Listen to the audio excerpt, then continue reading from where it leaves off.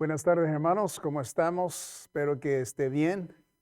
Dios me los bendiga. Gracias por sintonizar nuevamente en este tiempo de estudiar el libro de Gálatas. Es tremenda bendición saber que el Señor nos ha dejado luz, ¿verdad? Para aprender y no andar en tinieblas en este mundo.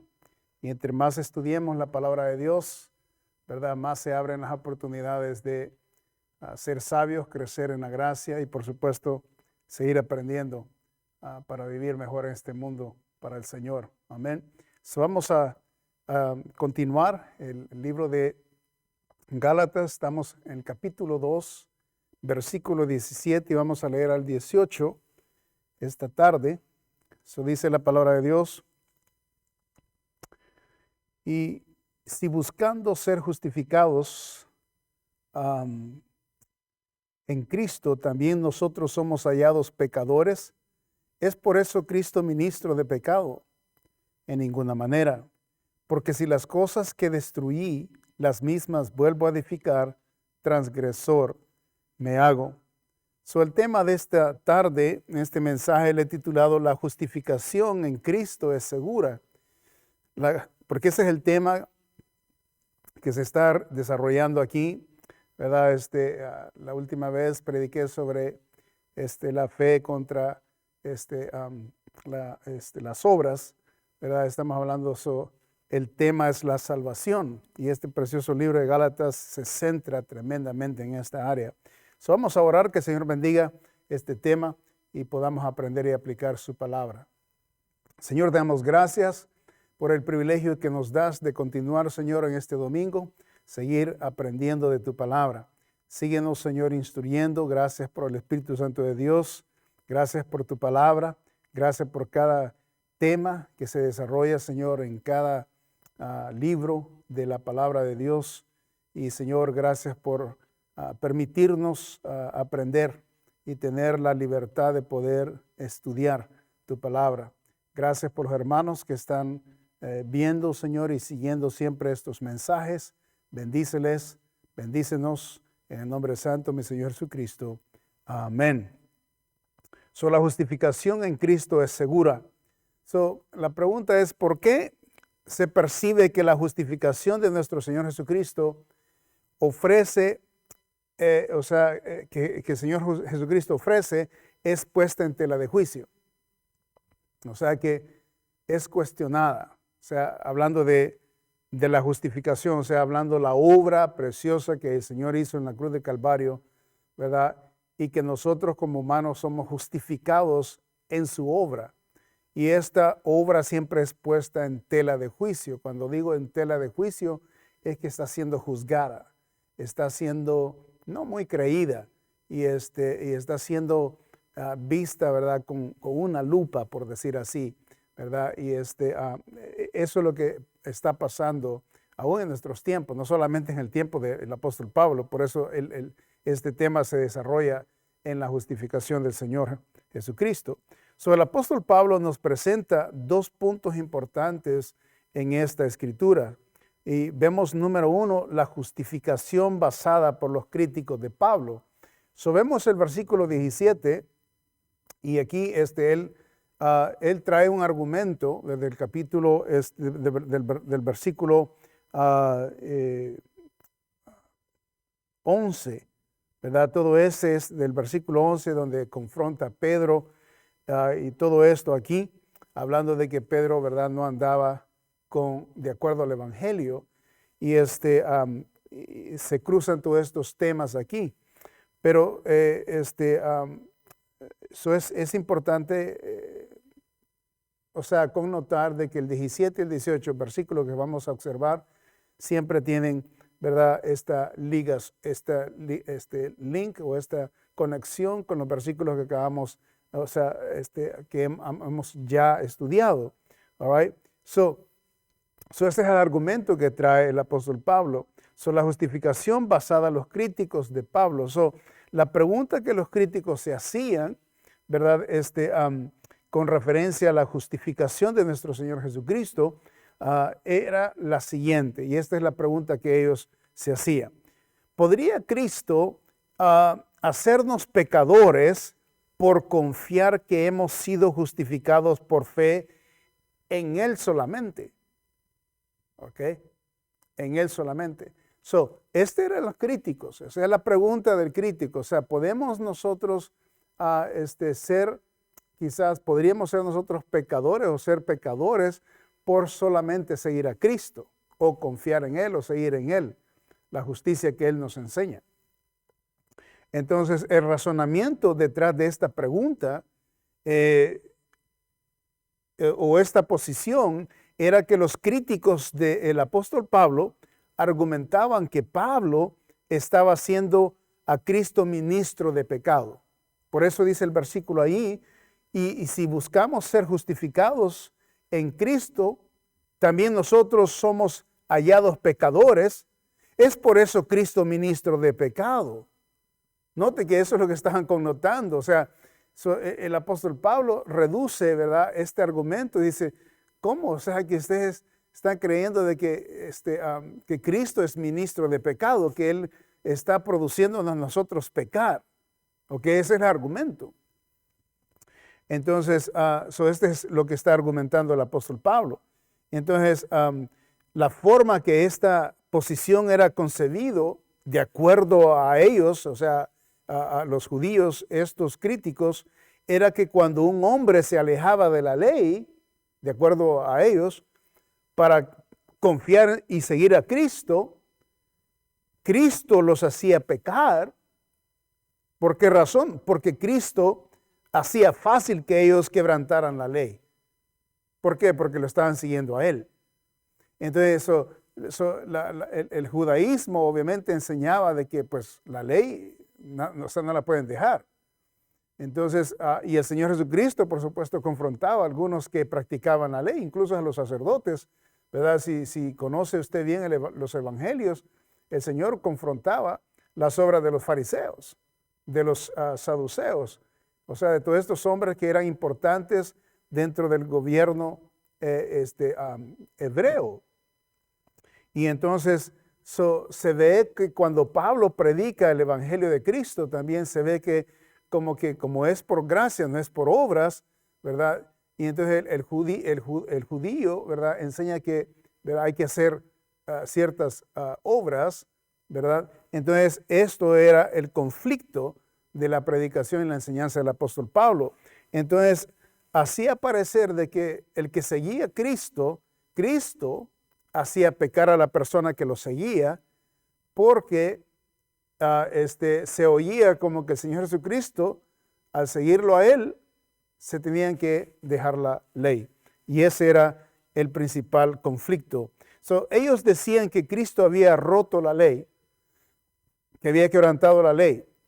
Recuerden que varias ocasiones el Señor había respondido, yo no he venido a abolir la ley, he venido a cumplirla.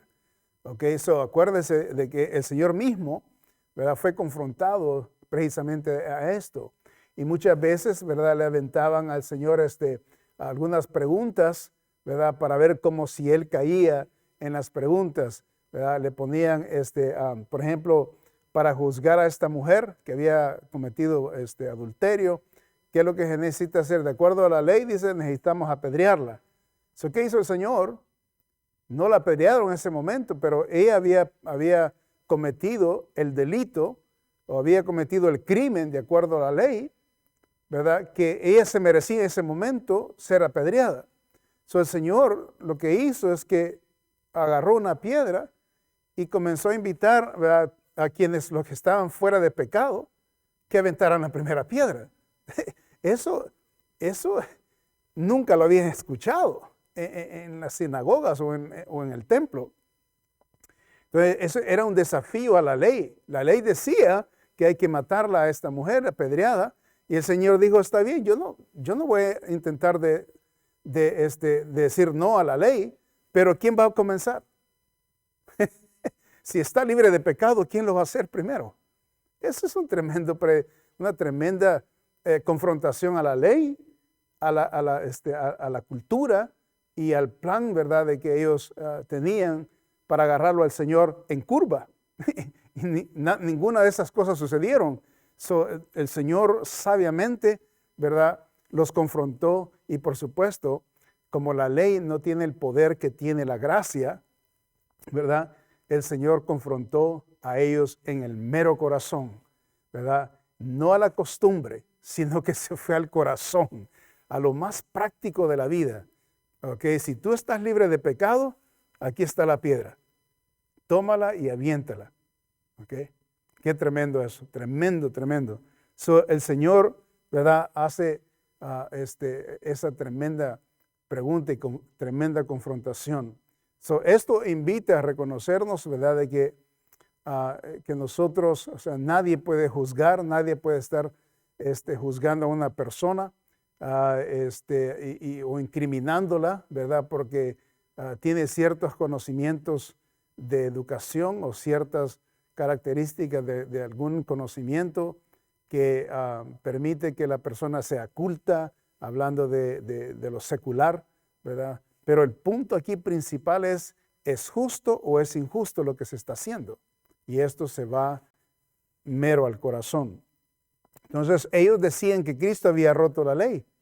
Por ejemplo, en ese caso, es uno de esos momentos, ¿verdad?, que o sea, que viéndolo bien que él estaba confrontando a los que iban a practicar la ley, iban a apedrear a esta mujer, pero el Señor dijo, ok, ¿verdad?, el que esté libre de pecado, hágalo. Y entonces cada uno, de acuerdo a su conciencia, la palabra dice que se fueron y no hicieron nada. Entonces a ellos, ¿verdad?, recalcaban que el Señor estaba quebrantando la ley. Entonces, ellos decían que Cristo había roto la ley porque Él hacía que los hombres se alejasen de la ley en ese contexto. Cristo removía las restricciones y las barreras de la ley. Eso es lo que ellos criticaban, ¿verdad? Por lo tanto, el hombre se convertía en pecador por rechazar la ley de Dios. Para los judíos, dejar la ley de Dios significa por lo menos tres cosas. Y hay muchas cosas más, pero le voy a aclarar aquí, presentarle por qué estos críticos, ¿verdad?, reflejaban y defendían la ley tremendamente. Y aquí les voy a dar unas tres razones por qué lo hacían. Por ejemplo, para los judíos, dejar la ley significaba, número uno, dejar los juicios justos. Dejar los juicios justos. Y esto fue enseñado por Moisés, ¿verdad? No pierda Gálatas, vamos a Deuteronomio capítulo 4 y observe lo que dice la palabra de Dios. Este es Moisés hablando al pueblo antes de entrar a la tierra prometida, ¿ok? Dice la palabra de Dios en Deuteronomio 4, versículo 7. Porque ¿qué nación grande hay que tenga dioses tan cercanos a ellos como lo está Jehová, nuestro Dios, en todo cuanto le pedimos? Hace la pregunta Moisés al pueblo. Versículo 8. ¿Y qué nación grande hay que tenga, note, estatutos y juicios justos, como es toda esta ley que yo pongo hoy delante de vosotros? Dice Moisés. ¿Okay? El punto aquí es estas son enseñanzas desde Moisés que fueron dadas al Señor, del Señor a Moisés, para que Moisés las instruyera al pueblo. Estamos hablando de enseñanzas directas de Dios con Moisés al pueblo. ¿Okay? Y estas enseñanzas se les llama justas. ¿Okay? Note el versículo 8 ahí, estatutos y juicios justos. ¿Okay? Al decir estatutos, ¿verdad?, y juicios justos, está hablando de que no hay nada, no existe nada más que pueda sobrepasar estas preciosas, justas enseñanzas o estas leyes, ¿verdad?, que fueron dadas a este pueblo. Entonces, para ellos dejar la ley es dejar estos juicios justos que no merecían ignorarlos, no merecían dejarlos a un lado porque habían sido instruidos por el profeta Moisés, ¿verdad?, dado por Dios mismo a él. Y él mismo fue el que representó al pueblo, ¿verdad? El mismo que sacó el pueblo de Egipto, imagínense. Entonces tenían un gran peso estas enseñanzas, ¿verdad? Entonces era imposible que ellos pudieran dejar tales juicios justos, ¿verdad? Imagínense, cuando lo están acusando al Señor Jesucristo de que Él los hace pecar a los judíos que se alejan de la ley, están diciendo, o sea que Cristo está sacando a esta gente a dejar la ley, estas enseñanzas justas o estas leyes justas que Dios nos ha dejado. Okay? Para el judío, dejar la ley significa dejar los juicios justos, pero también dejar la ley de Dios, número 2, es cancelar la sabiduría. Imagínense, para ellos se significaba eso. No solamente dejar los enseñanzas justas, pero cancelar la sabiduría. Y eso lo leemos ahí en el versículo 1, ahí mismo en el capítulo 4. Observe, vamos a leer el versículo 6. Dice, ahora pues, oh Israel, oye los estatutos y decretos que yo os enseño para que los ejecutéis y viváis y entréis y poseáis la tierra que Jehová, el Dios de vuestros padres, os da. No añadiréis a la palabra que yo os mando, ni disminuiréis de ella para que guardéis los mandamientos de Jehová vuestro Dios que yo os ordeno. Note que eso son ordenanzas. Y luego dice el versículo 3, vuestros ojos vieron lo que hizo Jehová, este es Moisés hablando, lo que hizo Jehová con motivo de Baal Peor, que a todo hombre que fue en pos de Baal Peor, destruyó Jehová tu Dios de en medio de ti. Versículo 4. Mas vosotros que seguisteis a Jehová, vuestro Dios, todos estáis vivos hoy. Eso es lo que está diciendo Moisés. Mirad, dice, yo os he enseñado estatutos y decretos como Jehová mi Dios me mandó, para que hagáis así en medio de la tierra en la cual entráis para tomar posesión de ella. Y aquí está. Versículo 6. Guardadlos, está hablando de la ley, ¿okay? Guardadlos, pues, y ponedlos, dice, por obra, porque esta es vuestra sabiduría, note, y vuestra inteligencia ante los ojos de los pueblos, los cuales oirán de todos estos estatutos y dirán, ciertamente, pueblo sabio y entendido, nación grande es esta. All right? So, se imagina el consejo de Moisés, ¿verdad? De acuerdo a lo que Dios les había dicho, ¿verdad? Era de que no dejaran estos estatutos, que los guardaran y que los pusieran por obra. Y esto significa tu sabiduría. Esto significa tu inteligencia. ¿Ok?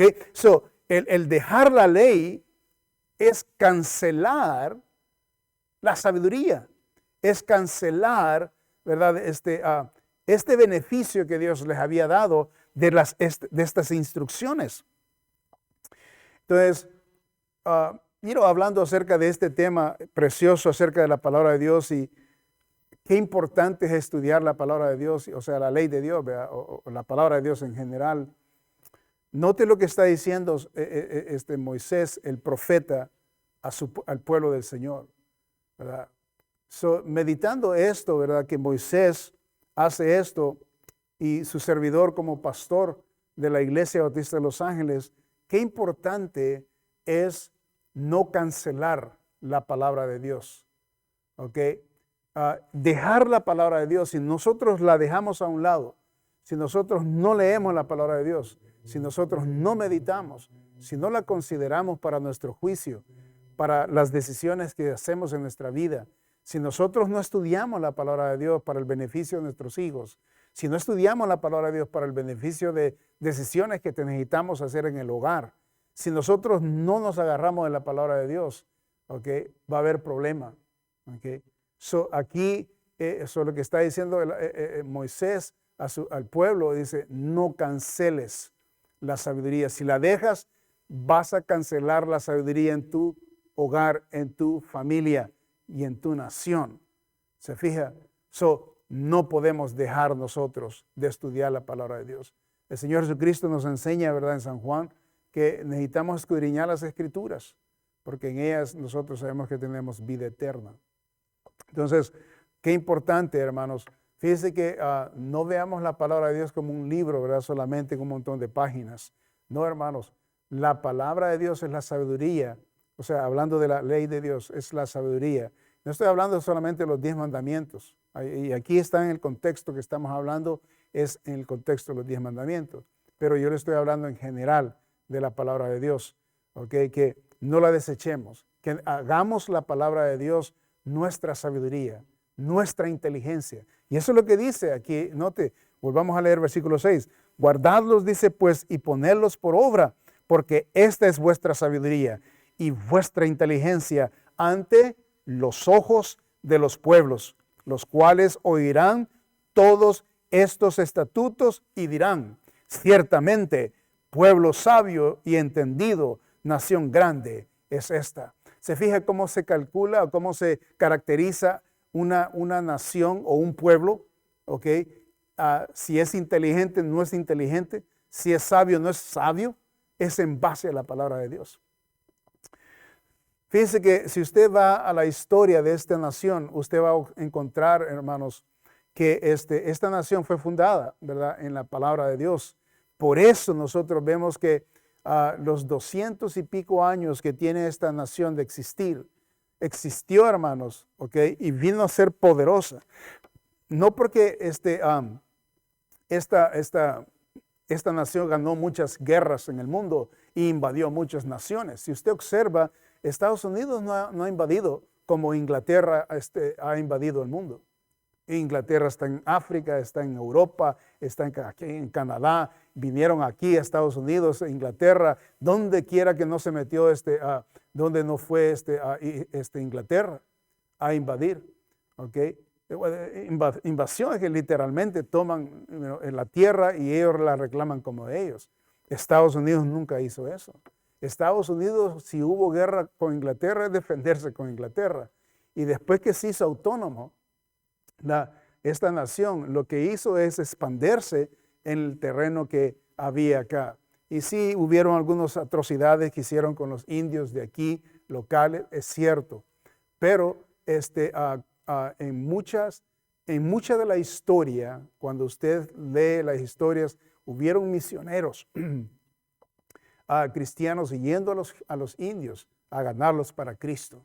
No solamente de desplazarlos. Yo sé que el gobierno hizo eso en muchas cosas y eso yo lo he leído, es cierto, pero sobre todo las naciones en el mundo, este país nunca ha ido a invadir.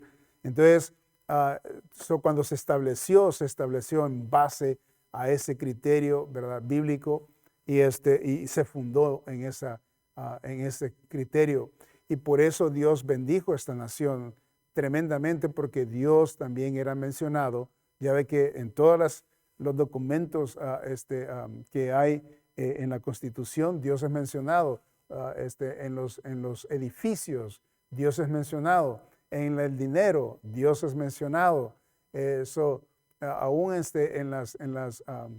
en the Pledge de Allegiance, o sea, hasta es mencionado en muchas maneras. Usted va a los lugares cívicos, hay mucha Biblia por todos lados ahí. Ya desde hace unos 50 años para acá es que esto ha tomado otra dirección. Pero este país fue fundado, ¿verdad?, en el temor del Señor. Y Dios ha bendijo mucho, o sea, esta nación y de sabiduría. De aquí, hermanos, salieron muchos inventores, ¿verdad? Se inventaron muchas cosas. Dios bendijo tremendamente.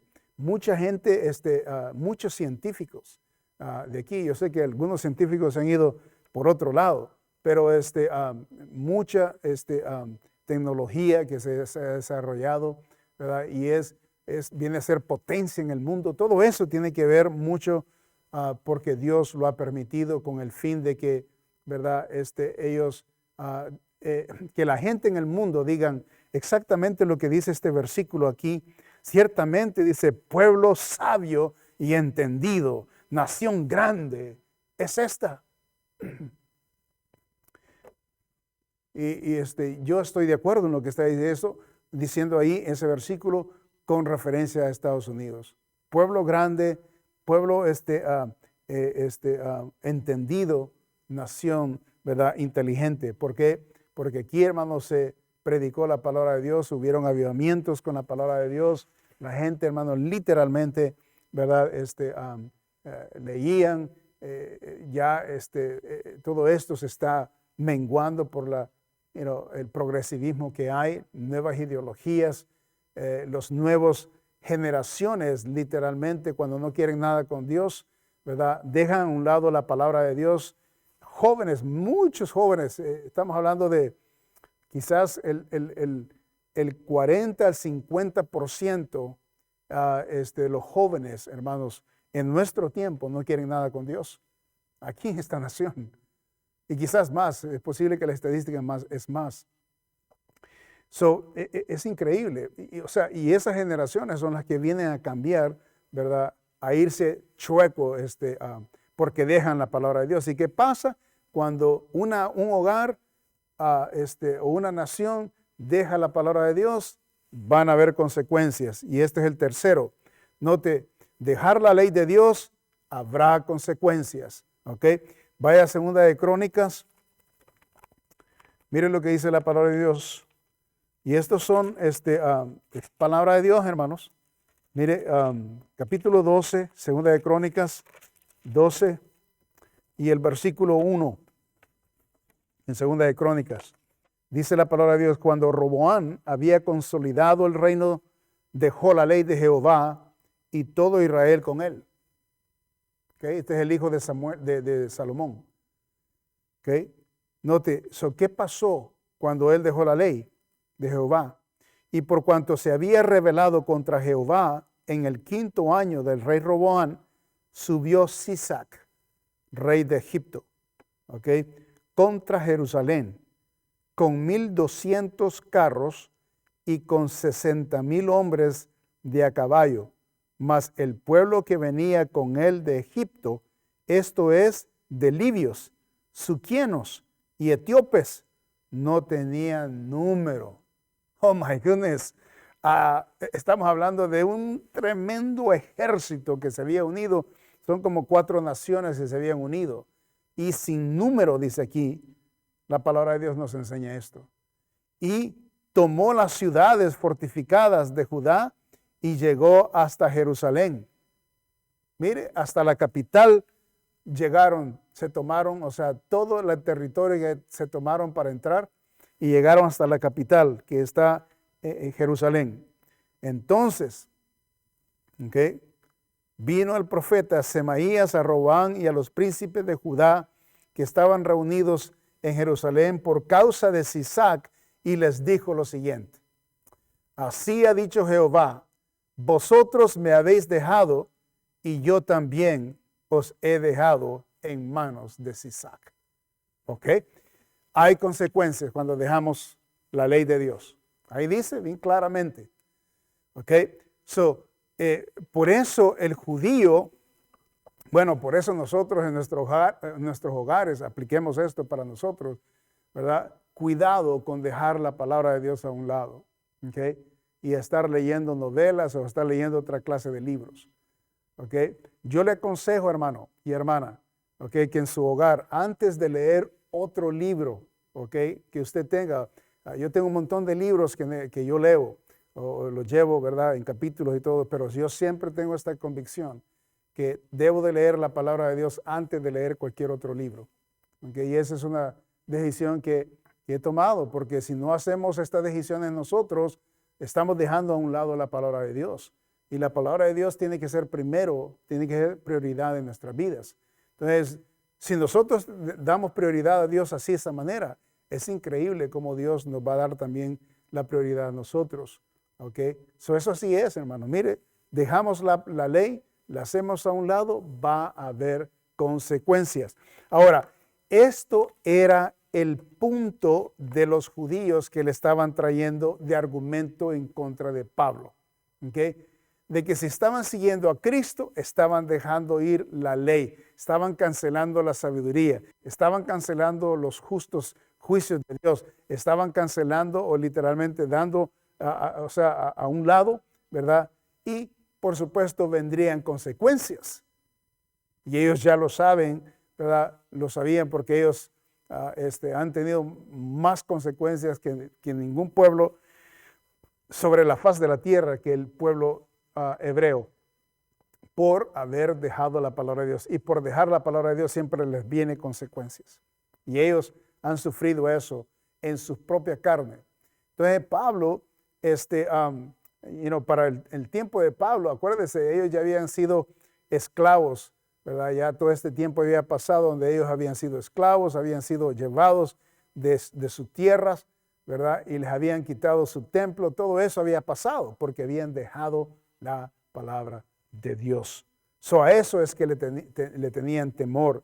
En ese respecto, ellos tenían razón de criticar a Pablo de que si seguían a Cristo, estaban dejando la ley. Pero lo que ellos obviamente no sabían, que en Cristo se termina la ley, ¿verdad? En Cristo se terminaba la ley.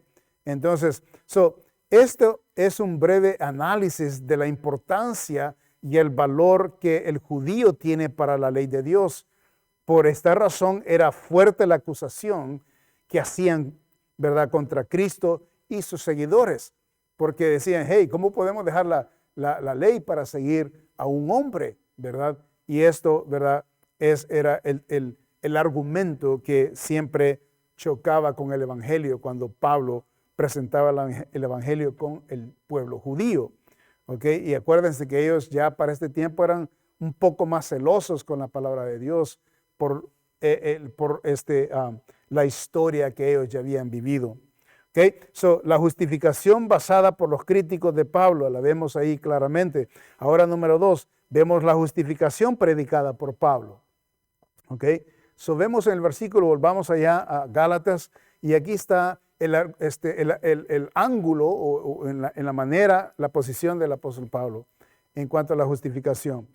Y entonces dice el versículo ahí 17, y si buscando, dice, ser justificados en Cristo, también nosotros somos hallados pecadores, es por eso Cristo ministro de pecado. Entonces, Pablo responde, ¿verdad?, de dos maneras. Responde a sus críticos de dos maneras. Número 1, les responde, es por eso Cristo ministro de pecado, y él responde él mismo, ¿no? En ninguna manera. Entonces, cuando él dice en ninguna manera, o sea, en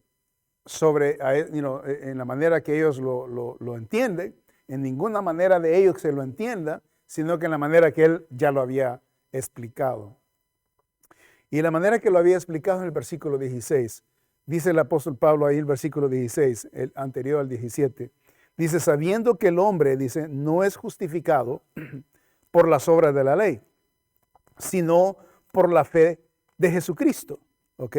Nosotros también, dice, hemos creído en Jesucristo para ser justificados por la fe de Cristo y no por las obras de la ley, por cuanto por las obras de la ley nadie será justificado. Entonces está poniendo, Pablo ya había puesto la perspectiva de que Cristo es mayor que la ley.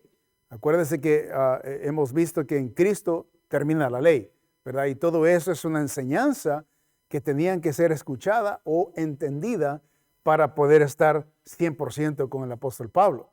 Pero aquellos que tenían la tendencia de criticarlo, obviamente, ¿verdad?, estaban en la otra posición. Vemos la primera respuesta. Pablo ya les había puesto, ¿verdad?, claro que Jesucristo es todo, es mayor que la ley en este respecto, porque hablando de la justificación, porque ningún hombre imperfecto puede hacer perfecto a un hombre, o sea, un hombre imperfecto no puede hacer a otro hombre perfecto, siendo imperfecto él mismo, ¿ok? Ni a sí mismo, ni a ninguna otra persona. Entonces, hablando de que Jesucristo, ¿verdad?, es el cumplimiento de la ley, y aquí lo vamos a ver. Número 2, esa es la primera respuesta que da el apóstol Pablo. Luego la segunda respuesta, la ley es la reguladora del pecado. Y el versículo 18 es lo que está explicando aquí. La ley es la reguladora del pecado. Y dice el versículo 18, porque si las cosas que destruí, las mismas vuelvo a edificar, transgresor me hago. ¿Okay? Y esto explica algo bien importante. El hombre que trata de vivir bajo la ley se condena a sí mismo, ¿verdad? Porque es la ley que lo condena. Okay? Vuelvo a repetir, el hombre que trata de vivir bajo la ley se condena a sí mismo porque la ley es el que condena, es la que condena. Por eso le he puesto la ley es la reguladora del pecado. Porque si dice, ¿verdad?, no matarás, ¿verdad?, obviamente ya inmediatamente eso se convierte en la ley. Y el que haga, el que mate, entonces esa misma persona se está condenando al hacerlo inmediatamente, automáticamente. Entonces, el hombre que quiere vivir bajo la ley se está condenando a sí mismo, ¿verdad? Porque él mismo se está sometiendo a la ley. Entonces, la ley muestra al pecador sus fallas. La ley muestra al pecador que está condenado, su conciencia está condenada y lo hace sentirse miserable y destrozado. Y eso es lo que dice el versículo 19, note, porque yo por la ley soy muerto para la ley a fin de vivir para Cristo, para Dios. ¿Okay? Por la ley, yo por la ley, dice, soy muerto. En otras palabras, la ley me condena. Si vuelvo a hacer lo que yo antes hacía, o sea, que lo que, el hombre puede, digamos, retraerse en no hacer daño o no hacer mal o no quebrantar ni una ley, ¿okay? Ninguna regla de Dios. Se sostiene y a un tiempo dice, no lo voy a hacer. Pero el hombre es hombre y siempre se inclina al pecado, dice la palabra de Dios. No hay hombre que no peque, dice la palabra de Dios. No hay justo ni aun uno. Entonces el hombre siempre eventualmente se va a inclinar a hacer algo y si en una falla, vuelve otra vez a condenarse. En una. No necesita hacerlo, 5 o 10 cosas malas. No, solo una sola tiene que hacer para condenarse a sí mismo. Entonces aquí dice por eso el versículo 19, porque yo por la ley soy muerto. Sí, no dice por cuántas reglas he quebrantado o cuántas, sino que por la ley. Eso habla de una o de 100 reglas que se han quebrantado. Es condenado. Entonces, el hombre, en otras palabras, al practicar la ley todo el tiempo pierde, porque nunca lo va a llevar a cabo. ¿Okay? Y aquí es donde entra esta preciosa justificación de Dios, que si no es por Él, o sea, es imposible, ¿verdad?, que el hombre pueda vivir en la verdad, en la justicia, en lo que es correcto, en lo que es bondadoso, bueno, para la gente. O sea, es imposible. ¿Okay? Déjeme decir esto, asumir la responsabilidad de nuestras acciones es una cosa. Asumir la responsabilidad de nuestras acciones es una cosa. Llevarlas a cabo es otra cosa. En otras palabras, yo puedo adoptar la ley para practicarla. ¿Okay? Son 10 cosas que voy a hacer, las voy a practicar. No hay problema, lo voy a hacer. Pero ¿cuánto voy a durar en hacerlo? ¿Cuándo es que voy a fallar? No se sabe. Ahora, pero la Biblia dice que el hombre siempre se inclina al mal. No hay justo ni aun uno. Y dice la palabra de Dios de que si nosotros decimos que no hemos pecado, le hacemos a él mentiroso. Okay, en otras palabras, siempre nos está recalcando de que hay una naturaleza en nosotros que es imposible de deshacernos de ella. El apóstol Pablo incluso lo expresa en un grito tenebroso, ¿no? de angustia. Miserable de mí, ¿quién me librará de este cuerpo de muerte? Hablando del pecado. Miserable de mí, o sea que esa es la realidad de nuestra naturaleza humana aquí en la tierra. Somos miserables, ¿ok? Porque estamos con este pecado en el cuerpo, o sea, el cuerpo pecaminoso tremendo, ¿verdad? El cerebro, el corazón, los impulsos. Es increíble de pensamiento podemos, ¿verdad? Pecar al ver, al pensar. Eso es increíble. No podemos escaparnos de este cuerpo de muerte, como dice el apóstol Pablo. Asumir responsabilidad de nuestras acciones es una cosa, ¿verdad? Llevarlas a cabo es otra cosa. La ley fue dada y tiene su propia función. ¿Cuál fue la función de la ley? Note en Gálatas 3:19, y rapidito aquí vamos a salirnos un poquito de este capítulo, pero vale la pena para entender esto.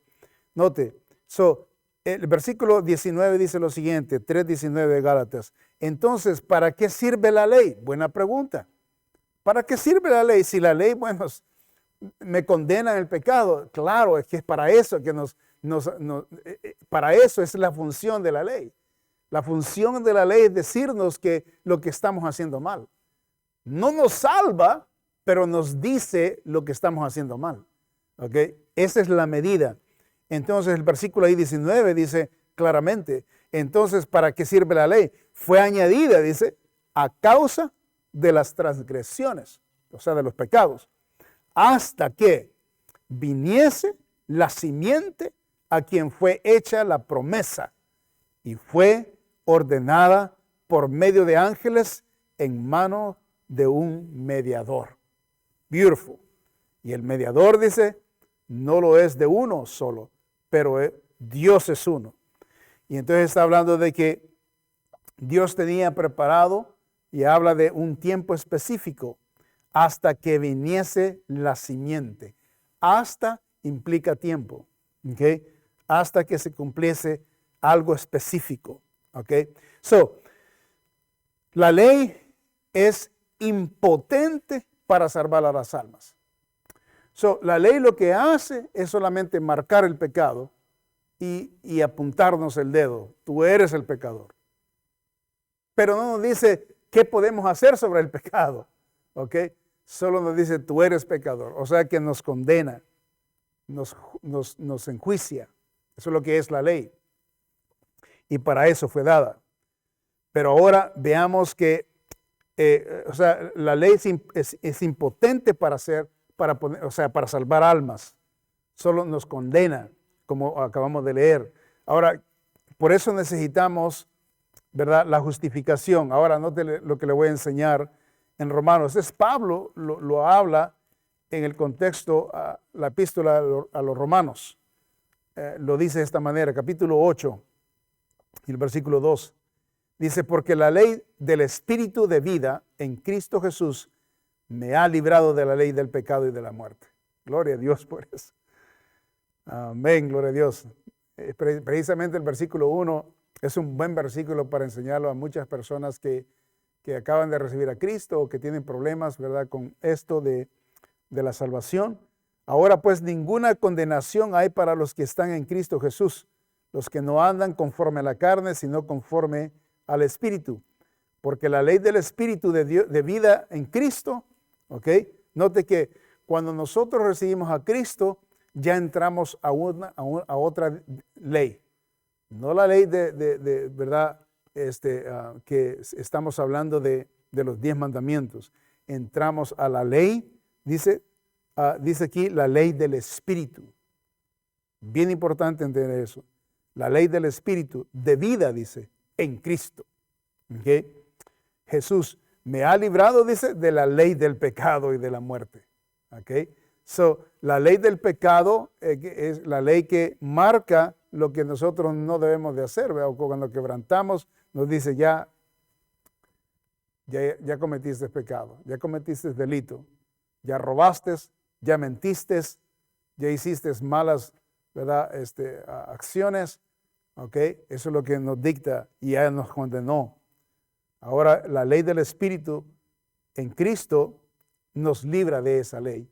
Versículo 3, porque lo que era imposible para la ley, aquí está, por cuanto era débil por la carne, Dios enviando a su Hijo en semejanza de carne, de pecado, y a causa del pecado condenó al pecado en la carne. Ahí está.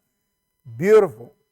Entonces, por eso el Señor tuvo que colgar, ¿verdad?, en la cruz del Calvario para pagar, ¿verdad?, con su carne, en este caso, físico, cuerpo, para poder pagar por el pecado, porque el pecado demandaba un cuerpo físico. Para que, dice, la justicia de la ley se cumpliese en nosotros, que no andamos conforme a la carne, sino conforme al Espíritu. Y ahí está. Ese es cuando nacemos de nuevo, ¿verdad? Vivimos para el Señor, ya las cosas pasadas, las cosas pasadas se quedan atrás, ya tenemos una nueva vida. ¿Okay? Ahora, lo que resta para el creyente hacer es vivir para Dios. Media vez ha sido justificado, ha sido salvado por la bendita gracia del Señor. ¿Qué es lo que queda? Vivir para Dios. ¿Está usted viviendo para Dios, hermano, hermana? Después que el Señor lo ha salvado por su gracia, ¿verdad? Y lo ha santificado y le ha dado esta vida que usted está gozándose. ¿Okay? ¿Está usted viviendo para Dios? ¿Se ha preguntado eso? Es buena pregunta, ¿verdad? Una cosa, como le digo, es asumir las responsabilidades. Otra cosa es hacer las responsabilidades. Y yo sé que la mayoría de nosotros los cristianos, la mayoría siempre dice, no, yo soy cristiano. Lee la Biblia, sí. Ora, sí. Va a la iglesia, sí. Todo es sí. Y asumen las responsabilidades, pero lo hacen. Esa es la pregunta. ¿Okay? So, asumir responsabilidades de nuestras acciones es una cosa, pero llevarlas a cabo es otra cosa. Hacerlas es otra cosa. Entonces, le animo que viva para el Señor Jesucristo. Eso es lo que menos podemos hacer después de lo que el Señor ha hecho por nosotros. Entonces, por todo lo que el Señor ha hecho por nuestro bienestar terrenal y eternal, es lo que menos podemos hacer, es no fallarle al Señor. Y usted tiene que animarse a sí mismo a no fallar al Señor. ¿Okay? Porque tenemos al Espíritu Santo de Dios, tenemos la palabra de Dios, ¿verdad? Y Él nos da sabiduría y comprendemos cuáles son nuestras responsabilidades como cristianos. Y necesitamos asumir las responsabilidades. No solamente asumir las responsabilidades de saberlas, sino que asumir las responsabilidades de hacerlas, que son dos cosas bien diferentes. Para terminar, quiero enfocarle lo siguiente.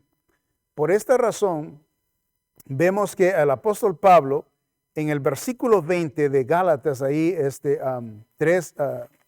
2:20, note, expresa su compromiso personal y definitivo a su Salvador. Esta es una expresión que él toma, note, es la posición del apóstol Pablo, sabiendo la responsabilidad que tiene como hijo de Dios, como siervo de Dios y como representante, ¿verdad?, del evangelio aquí en la tierra. Note lo que dice en el versículo 20.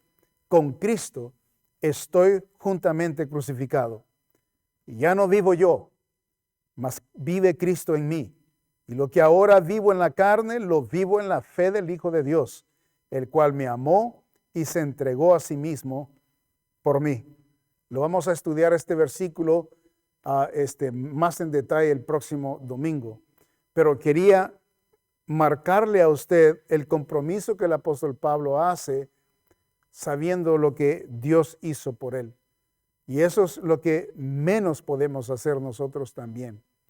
No porque él es un hombre, ¿verdad?, que fue a predicar la palabra de Dios, sino que es un cristiano, ¿verdad?